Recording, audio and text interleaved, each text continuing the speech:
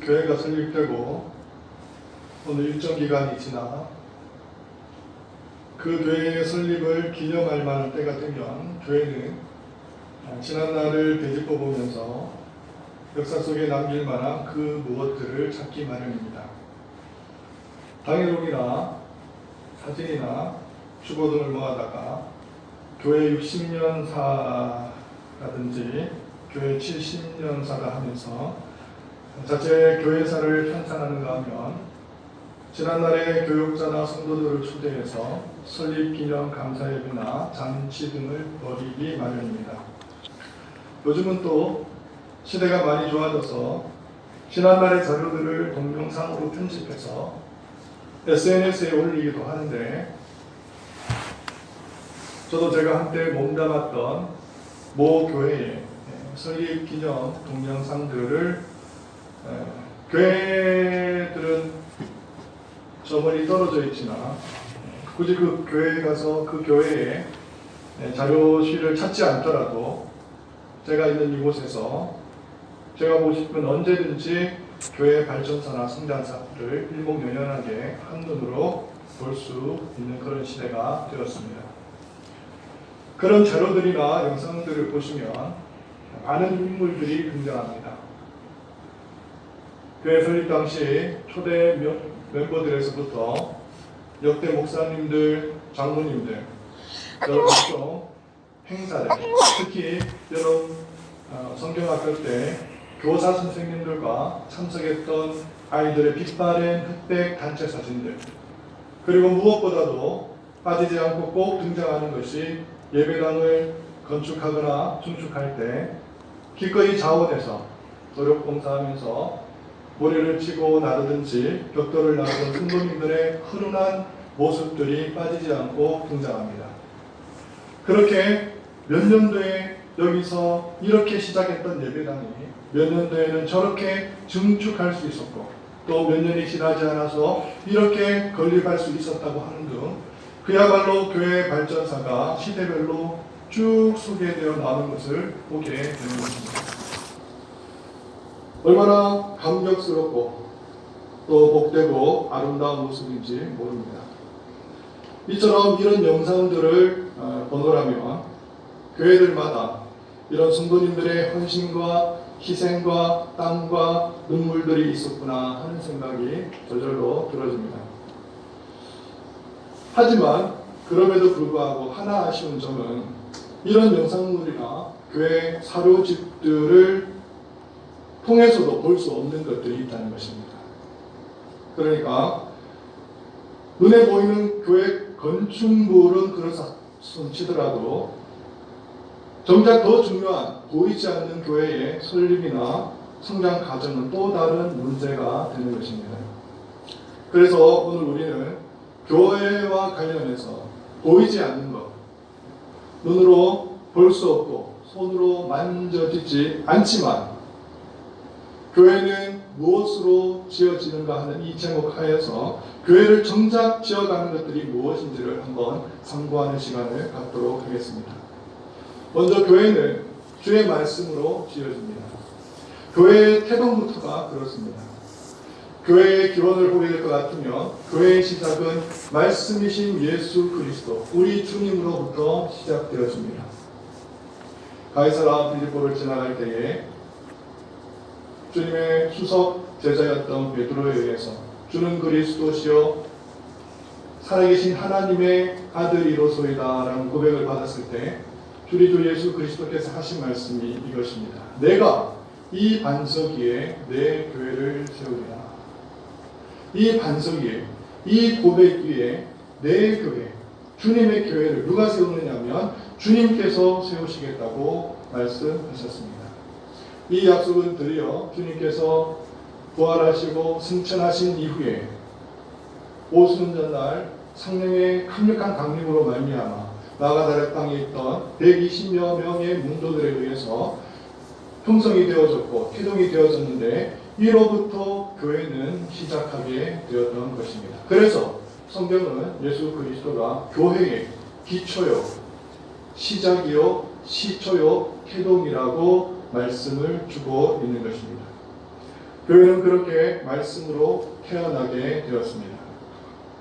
이렇듯 교회는 주의 말씀으로 지어져 갑니다. 태동뿐만 아니라 성장 또한 그럽니다. 주님께서 말씀하십니다. 내가 곧 생명의 떡이니 내게 오는 자는 결코 줄이지 아니하시리요 나를 믿는 자는 영원히 목마르지 아니하리라. 우리가 먹고 마시고 살기 위해서 또 건강을 유지하기 위해서 음식물이 필요한 것처럼 그리스도의 교회도 그 생명을 유지하고 성장하고 자라나기 위해서는 영적인 영의 양식, 생명의 양식이 필요한데 그것이 다름 아니라 주의 말씀이라고 하는 것입니다. 주님께서는 이 말씀을 하실 때 그로부터 1500년 전에 이스라엘 백성들이 모세에 의해서 강약길을 거닐었을 그 당시를 주님은 기억하고 연상하시는 것을 볼 수 있습니다.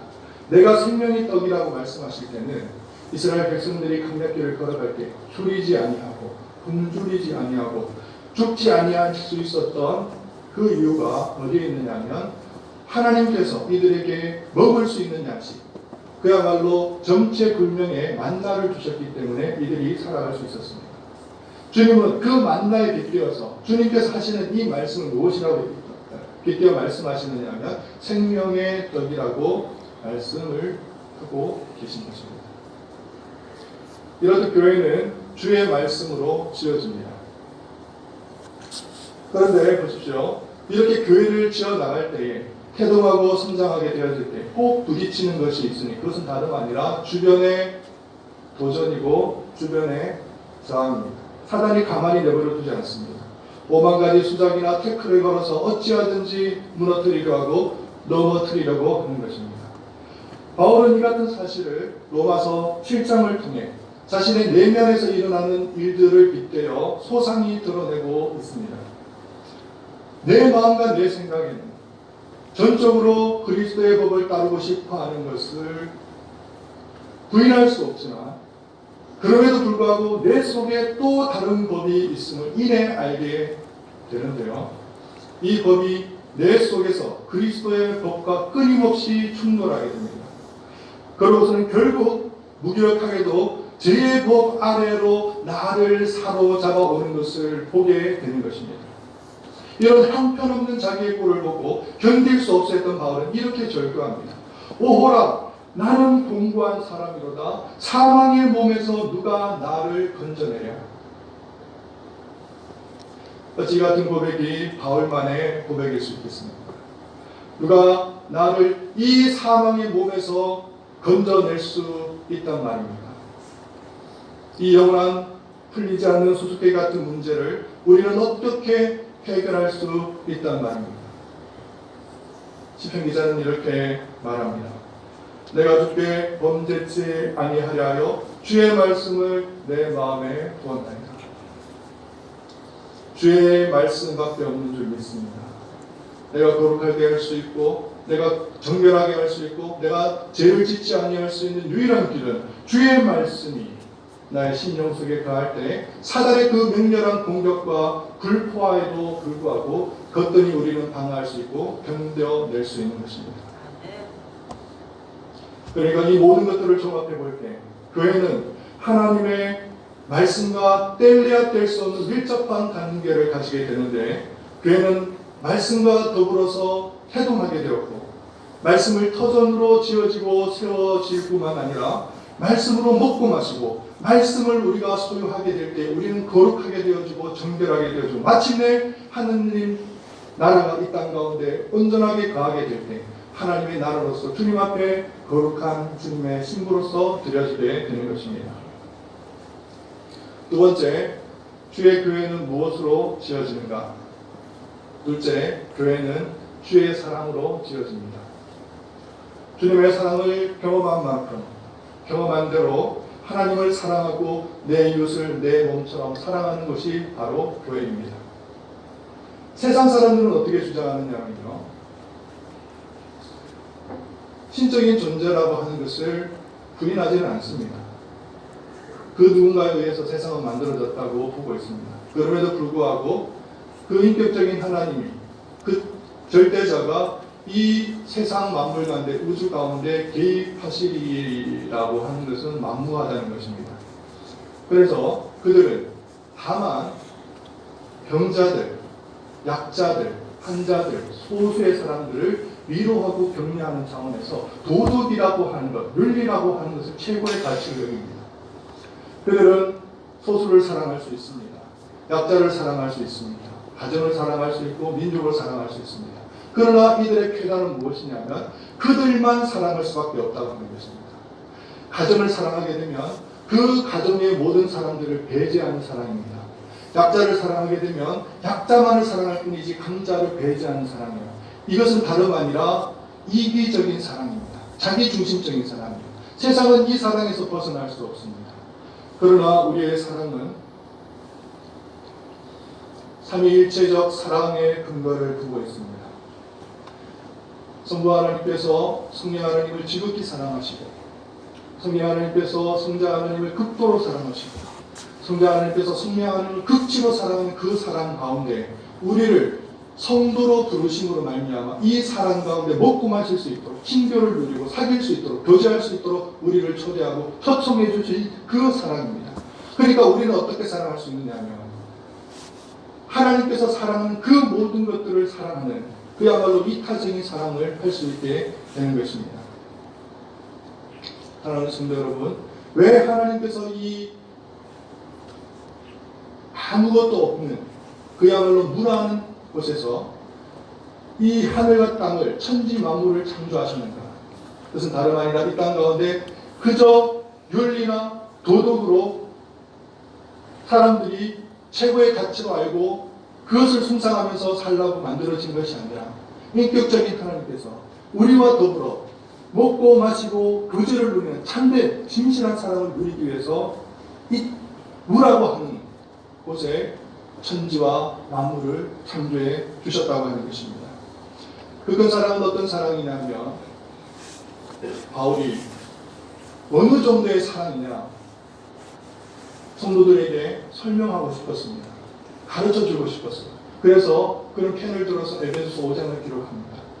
남편과 아내의 관계 속에서 그리스도와 신부의 성도와 교회의 관계를 기술하기 시작하는데 끝에는 뭐라고 얘기하냐면 이 비밀이 크도다 그렇게 말합니다. 이 비밀이 크도다. 성경은 결혼식에서부터 결혼식으로 끝나는 구조를 가지고 있습니다. 에덴 동산에서 아담과 하와가 결혼하는 그 결혼 예식에서 시작해서 마지막 주님 오시는 그날에 어린 양 혼인잔치로 끝나는 것이 바로 성경의 구조입니다. 그런데 우리가 마지막 날 영원의 세계에 들어갔을 때 여기서 영원이라고 하는 건 시간이 없다는 개념입니다. 그러니까 시간이라는 것도 피조물의 하나인데 영원이라는 세계에서 나눌 수 있는 그 사람을 도저히 우리의 생각으로는 상상으로는 그려낼 수가 없는 거예요. 상상할 수가 없는 것입니다. 그래서 인간의 언어로는 설명할 수 없기 때문에 바울이 뭐라고 했냐면 이 비밀이 크다고 그렇게 고백한 것입니다. 이 연합된 사랑, 하나 된 사랑, 일체된 그 사랑을 도저히 설명할 필요 없기 때문에 이 비밀이 크더라라고 마무리를 짓고 있는 것을 보게 됩니다. 사랑하는 성도 여러분, 우리가 주님을 만나게 될 때에 주님은 정말 그야말로 볼품없고 보잘것없고 하잘것없는 우리들을 바라보면서 우리의 아름다움, 신부의 아름다움에 매료되어서 취해서 우리를 사랑하고 우리를 지극히 존중하고 우리를 어여삐 여기고 우리를 품어주실 것입니다. 우리는 그날에 또 주님을 어떻게 바라볼 것이냐, 그의 아름다움의 도취가 되어서 그 영광 가운데 우리는 그 화려함 가운데 그 어미함 가운데 우리는 그야말로 완전히 사로잡혀서 그분의 아름다움 때문에 그분을 사랑할 수밖에 없는 그 관계 속에 우리는 살아가게 될 것입니다. 그래서 이 땅을 살아가는 동안의 교회는 그리스도의 사랑을 경험한 만큼 세상을 사랑해야 하고 하나님의 사랑을 아는 만큼 하나님께서 사랑하시는 그 모든 것들을 사랑하며 살아가야 되는 것입니다. 그렇기 때문에 갈라디아서에서 바울은 성령의 최고의 열매가 사랑이라고 강조하였고 이 사랑이 서로의 짐을 지게 하며 그리하여 그리스도의 법을 성취하는 것이라고 하였습니다. 또한 로마서에서 바울은 자기를 기쁘게 하지 말고 이웃을 기쁘게 하되 선을 이루고 덕을 세움으로 하나님 아버지께 영광을 돌리게 하라고 하였습니다.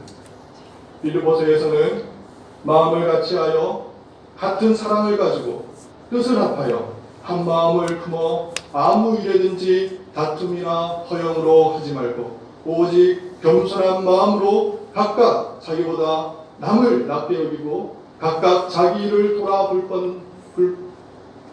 번더러 또한 각각 다른 사람들의 일도 돌아보라고 하였습니다. 골로새서에서는 너희는 하나님의 택하신 거룩하고 사랑하신 자처럼 긍휼과 자비와 겸손과 온유와 오래 참음을 못 잊고 누가 네게 혐의가 있거든 서로 용납하여 피차 용서하되 주께서 너희를 용서하신 것 같이 너희도 그리하고 이 모든 것 외에 사랑을 더하라. 이는 온전하게 하는 길이라고 말씀하셨습니다. 또 로마서에서는 피차 사랑의 빛 외에는 아무에게든지 아무 빛도 지지 말라고 하였고 에베소서에서는 이 모든 것들을 지각하여 서로 인자하게 하며 불쌍히 여기며 서로 용서하라. 그리스도께서 너희를 사랑하신 것 같이 너희도 사랑 가운데서 행하라. 그는 우리를 위하여 자신을 버리사 향기로운 제물과 생축으로 하나님께 드리셨느니라 하였습니다.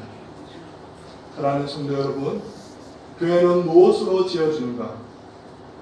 교회는 주의 거룩한 사랑으로 하나 되고 상합되고 연락하고 지어지는 것입니다. 셋째, 교회는 무엇으로 지어지는가? 교회는 주의 신에 감동된 사람들로 지어집니다. 주의 성령으로 충만한 사람들로 지어집니다. 하나님께서는 하나님의 일을 행하실 때 홀로 단독적으로 행하시는 법이 없으십니다.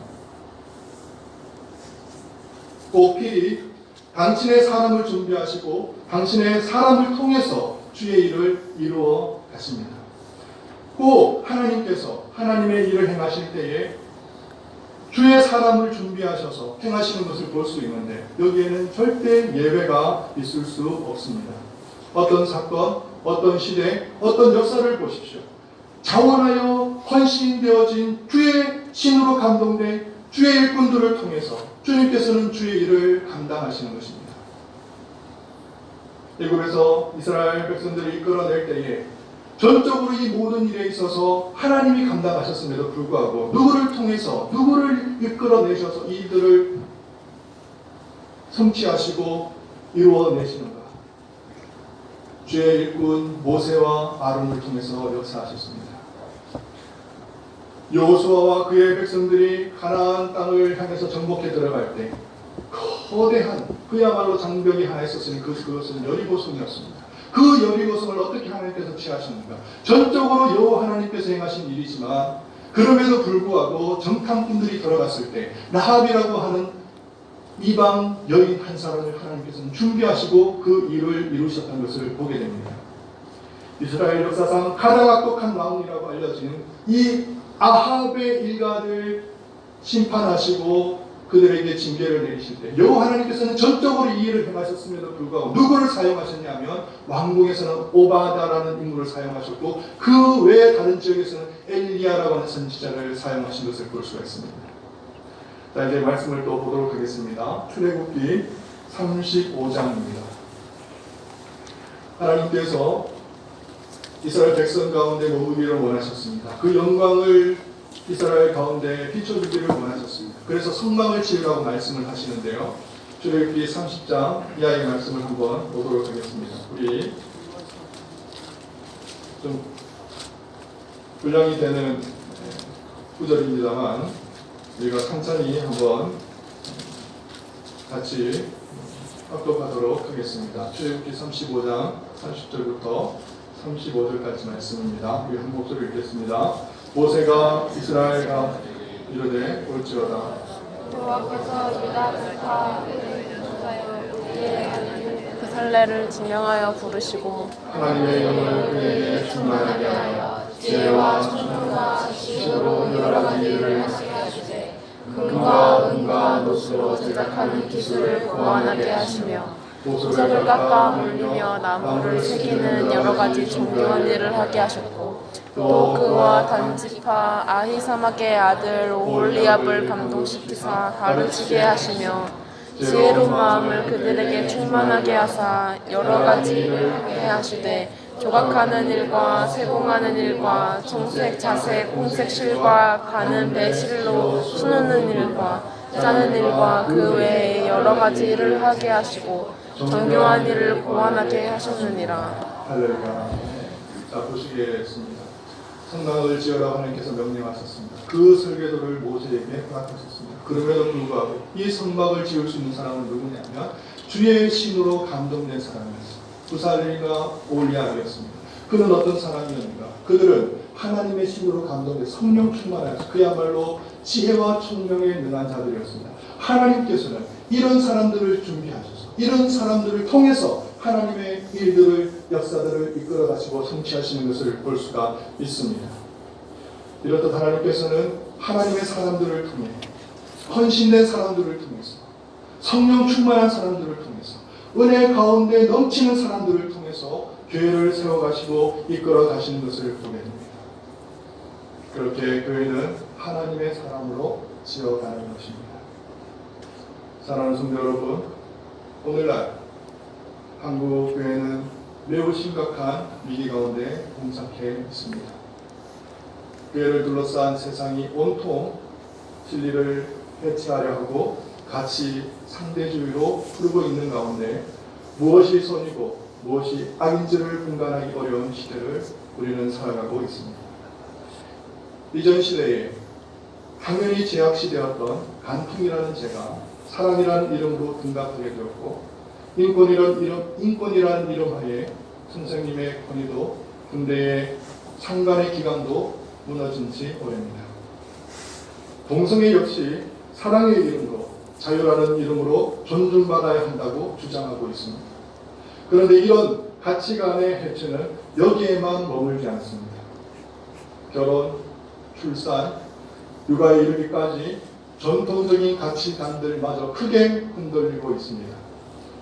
결혼을 왜 꼭 해야 하느냐며 목소리를 외치던 그런 시대를 넘어서 이제는 탈혼을 선언하는 그런 세대들이 나타나는 지경까지 이르렀습니다.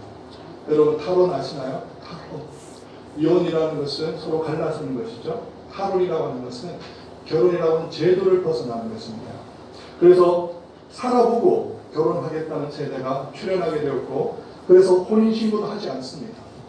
어떻게 될지도 모르는데 결혼식을 올린다고 굳이 혼인신고를 할 이유가 없다는 것입니다. 이것이 해체주의입니다. 지금까지 가지고 있던 절대적인 기준과 도덕과 전통과 진리 해체하는 것입니다. 이제 도덕적인 기준도 전통적인 기준도 진리적인 기준도 흔들리고 있습니다. 이런 생각을 누가 만들었냐는 것이죠. 이런 전통 어디로부터 출발됐느냐고 이들은 반문하고 질문합니다. 그렇게 그동안 기준이라고 굳게 믿고 살아왔던 그 모든 것들을 흔들어버리고 해체해버리는 지경까지 이르렀습니다. 하지만 더욱 놀라운 사실은 오늘날 기독교 안에도 교회 안에도 이러한 사상들이 이미 깊숙이 들어와 또아리를 틀고 있는 것을 보게 되는 것입니다. 포용, 간용, 이해, 타협, 공존, 운운하면서 이 모든 것들을 사랑이라고 하는 포장지에 그럴듯하게 싸서 품어야 한다고 말합니다. 이것들을 단칼에 거부하는 이들을 마치 편협하고 사랑과 간용이 없는 모렴치한 사람들로 몰아갑니다. 하지만 사랑은 진리 안의 사랑입니다. 간용은 그리스도 안에서 간용입니다. 성경이 말하는 사랑, 주님이 보여주신 사랑은 그렇지가 않습니다. 여러분, 진리라고 하는 것이 무엇입니까? 진리는 하나이기 때문에 진리입니다. 진리에 독특한 특성이 있는데 그것은 무엇이냐면 유일성입니다. 유일성. 유일하기 때문에 이 진리가 아닌 것들은 진리가 아닌 거예요.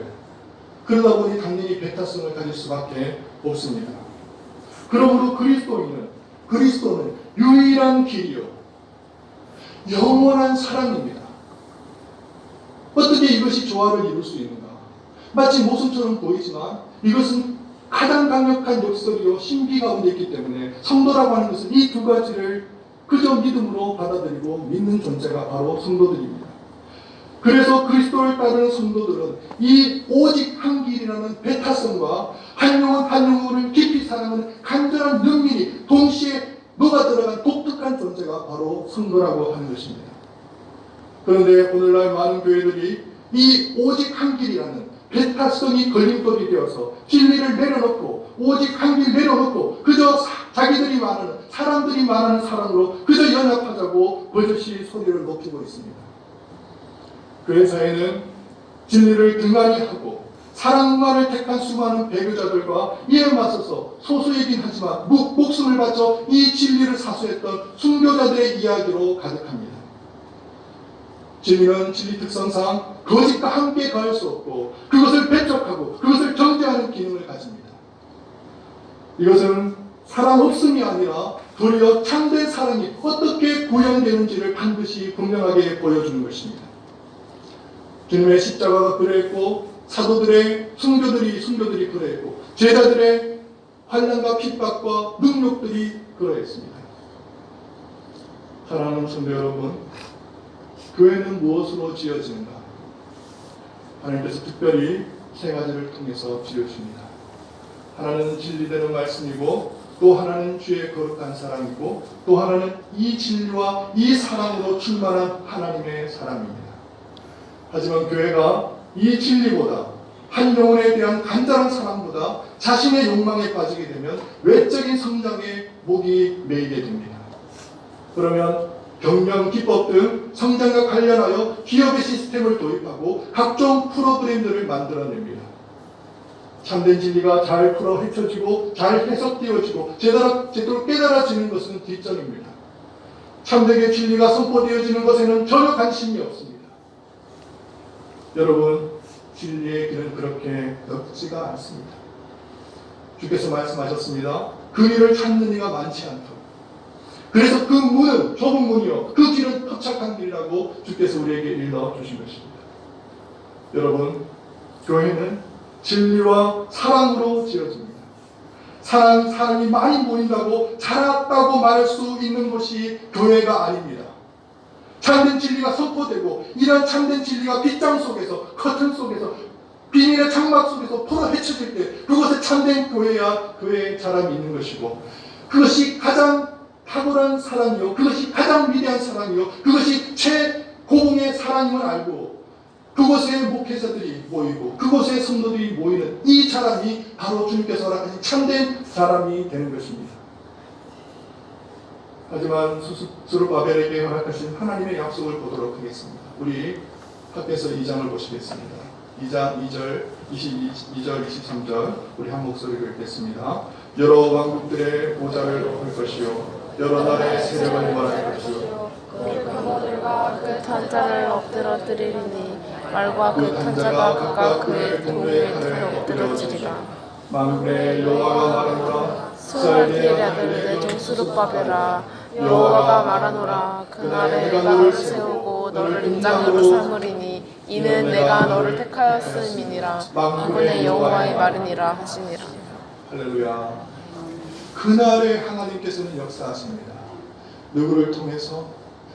스알디엘의 아들 스룹바벨을 통해서 바로 우리 주 예수 그리스도를 통해서 그를 인장 삼으셔서 다시 말해서 우리 주 예수 그리스도의 통치를 통해서 그의 모든 세력들을 무너뜨리시고 그들을 벌하시고 그들의 세력들을 진멸하시는 방식을 통해서 하나님께서는 마침내 교회가 참되게 승리할 수 있고 완성될 수 있는 아름다운 복된 그날을 허락하시겠다고 선언하셨고 약속을 주셨습니다.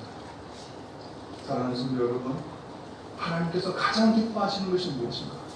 그것은 다름 아니라 교회를 세우고 교회를 지어가는 것입니다. 그렇다면 여러분 어떤 일에 여러분의 인생을, 마지막 여생을 던지시겠습니까? 오늘 본문 말씀입니다. 이 일을 누가 하시겠다고요? 하나님께서 스스로 하시겠다는 것입니다. 그 하나님을 온전히 앙망하고 그분을 사모하고 그분을 경외하고 그분을 찬미하고 예배할 수 있는 저희들이 되기를 원합니다. 그리하여서 우리 가운데 참된 진리가 임하게 하시고 우리가 왜곡된 사랑이 아니라 세상의 사랑이 아니라 사람이 자랑하는 사랑이 아니라 그야말로 주님께서 가르쳐 주셨고 성경이 말하고 있는 그 참된 사랑을 가지고 성령 충만하여서 하나님의 나라와 하나님의 교회를 온전히 세워가고 지어갈 수 있는 우리 예감교회 되시기를 간절히 바랍니다. 기도하겠습니다. 사랑과